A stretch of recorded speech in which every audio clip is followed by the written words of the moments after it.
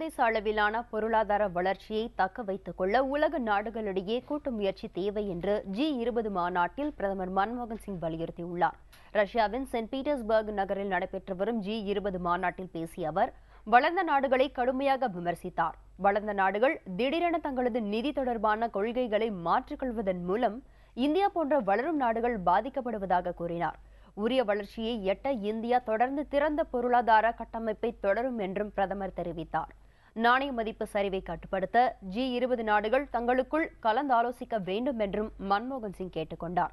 இந்த மாநாட்டில் அமெரிக்க அதிபர் பராக் ஒபாமா, ரஷ்ய அதிபர் விளாடிமிர் புதின் உள்ளிட்ட உலக நாடுகளின் தலைவர்கள் பலரும் கலந்து கொண்டுள்ளனர்.